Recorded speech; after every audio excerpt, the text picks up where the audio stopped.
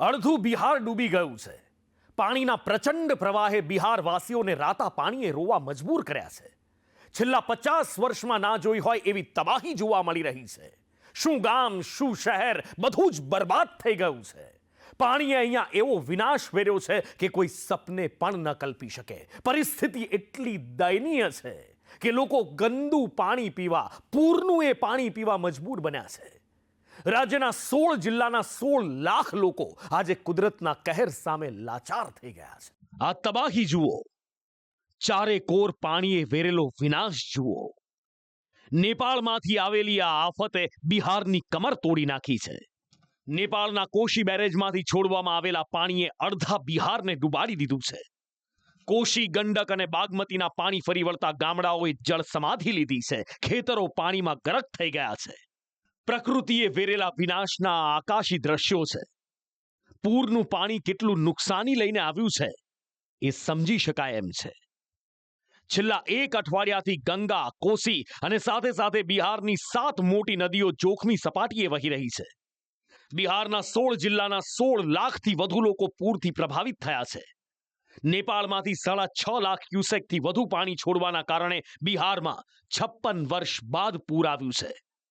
પૂર્વ અને પશ્ચિમ ચંપારણ, મુઝફ્ફરપુર, ગોપાલગંજ, સરન, શિવહર, સીતામઢી, દરભંગા, સુપૌલ, કિશનગંજ, ભાગલપુર અને લખીસરાયમાં પૂરના પાણીએ તબાહી વેરી છે.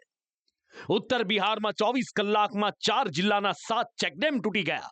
55 તાલુકાના 240થી વધારે ગામોમાં સૌથી વધારે નુકસાની છે.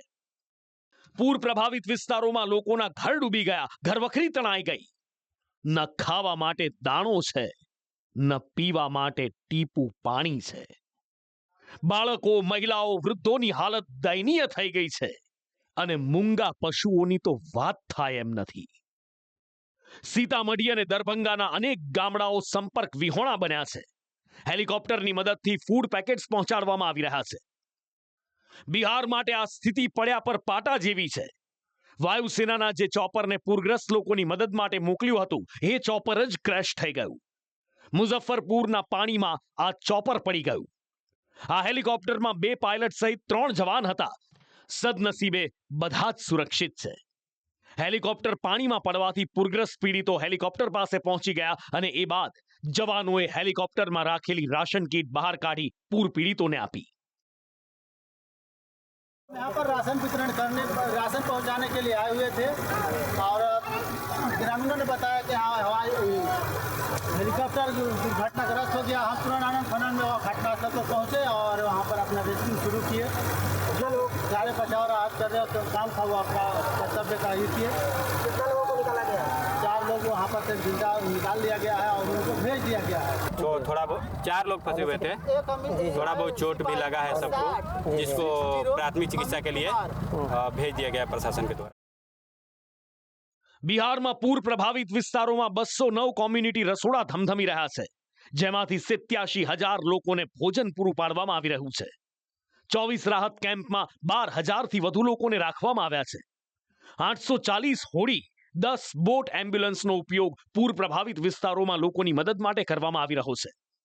આ પૂરના કારણે 2 લાખથી વધુ હેક્ટર જમીનમાં પાક નષ્ટ થઈ ગયો છે.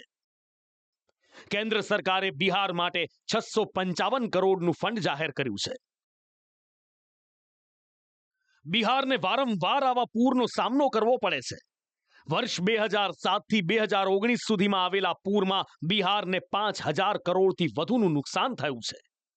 1 કરોડ લોકો પ્રભાવિત થયા તો 13 વર્ષમાં 4,300 લોકોના મૃત્યુ થયા. કેન્દ્ર સરકારે ચાલુ વર્ષના બજેટમાં બિહારને સવિશેષ ફંડ ફાળવ્યું હતું, જેમાં પૂર માટે 11,500 કરોડ રૂપિયા આપ્યા હતા. બિહારમાં ડિઝાસ્ટર મેનેજમેન્ટ સિસ્ટમ એટલી સટીક નથી. પૂર આવે એ પહેલા સતર્કતાના પગલાં લેવાવા જોઈએ એ લેવાતા નથી, જેના કારણે બિહારની હાલત ગંભીર થઈ જાય છે. ઓડિશા આવી સ્થિતિમાં વધુ સતર્કતાથી કામ લે છે, જેથી ઓડિશામાં પૂરના કારણે અન્ય રાજ્યોની તુલનામાં નુકસાન ઓછું થાય છે. સ્પેશિયલ રિપોર્ટ, સંદેશ ન્યૂઝ.